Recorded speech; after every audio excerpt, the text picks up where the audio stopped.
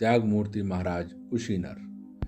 महाराज उशीनर त्याग और शरणागत वत्सलता के अनुपम आदर्श थे।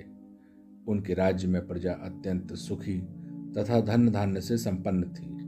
सभी लोग धर्माचरण में रत थे। एक समय की बात है कि इंद्र ने उनकी धर्मनिष्ठा की परीक्षा करने का निश्चय किया। इसके लिए इंद्र ने बाज और अग्नि ने कबूतर का रूप बनाया।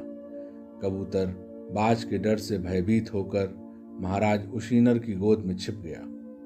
उन्होंने जब कबूतर को अपनी गोद में आया देखा तो उसे धीरज देते हुए कहा, कपोत, अब तुझे किसी का डर नहीं है। मैं तुझे अभय देता हूँ। मेरे पास आ जाने पर अब कोई तुझे पकड़ने का विचार भी मन में नहीं ला सकता। मैं यह काशी का राज्य और अपना जीवन तक तेरी रक्षा के लिए निछावर कर दूंगा। तुम भय को अपने मन से निकाल दो। इतने में ही बाज भी वहां पहुंच गया। उसने कहा, राजन, यह कबूतर मेरा भोजन है। इसके मांस और रक्त पर मेरा अधिकार है। यह मेरी भूख मिटाकर मेरी तृप्ति कर सकता है। मुझे भूख की ज्वाला जला रही है, अतः आप इस कबूतर को छोड़ दी। मैं बड़ी दूर से इसके पीछे उड़ता हुआ आ रहा हूँ। मेरे नाखून और परों से यह काफी घायल हो चुका है। आप इसे बचाने की चेष्टा न कीजिए। अपने देश में रहने वाले मनुष्यों की ही रक्षा के लिए आप राजा बनाए गए हैं। भूख प्यास से तड़पते हुए पक्षी को रोकने का आपको कोई अधिकार नहीं है। यदि धर्म की रक्षा के लिए आप कबूतर की रक्षा करते हों तो मुझ भूखे पक्षी पर भी आपको दृष्टि डालनी चाहिए। देवताओं ने सनातन काल से कबूतर को बाज का भोजन नियत कर रखा है। आज आपने मुझे भोजन से वंचित कर दिया है, इसलिए मैं जी नहीं सकूंगा। मेरे न रहने पर मेरे स्त्री बच्चे भी नष्ट हो जाएंगे। इस प्रकार आप इस कबूतर को बचाकर कई प्राणियों की जान के घातक बनेंगे। जो धर्म दूसरे धर्म का बाधक हो वह धर्म नहीं कुधर्म है। आप धर्म अधर्म के निर्णय पर दृष्टि रखकर ही स्वधर्म के आचरण का निश्चय करें। यदि आपको कबूतर पर बड़ा स्नेह है तो आप मुझे कबूतर के बराबर अपना ही मांस तराजू पर तौल कर दे दीजिए। राजा ने कहा, बाज, तुमने ऐसी बात कहकर मुझ पर बड़ा अनुग्रह किया है।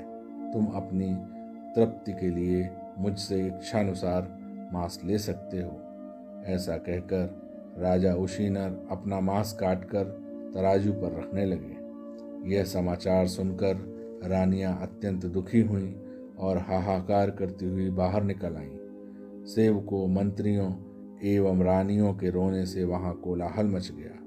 राजा का वह साहसपूर्ण कार्य देखकर पृथ्वी कांप उठी। चारों ओर बादलों की घटा घिर आई। महाराज उशीनर इन सारी घटनाओं से निर्लिप्त होकर अपनी पिंडलियों, भुजाओं और जांघों से मांस काट काट कर तराजू भर रहे थे। राजा का मांस समाप्त हो गया, फिर भी कबूतर का पड़ला भारी ही रहा। अब राजा मांस काटने का काम बंद करके स्वयं तराजू के पलड़े पर बैठ गए। अचानक दृश्य बदल गया। इंद्र और अग्नि अपने वास्तविक स्वरूप में आ गए। देवताओं ने राजा उशीनर के ऊपर अमृत वृष्टि की। उनका शरीर दिव्य हो गया। इतने में ही आकाश से एक दिव्य विमान उतरा। इंद्र ने महाराज उशीनर से कहा, राजन, हम आपकी परीक्षा लेने के लिए आए थे। संसार के इतिहास में आप जैसा त्यागवीर कोई नहीं है। आप अपनी परीक्षा में सफल हुए। अब आप इस विमान में बैठकर स्वर्ग पधारें।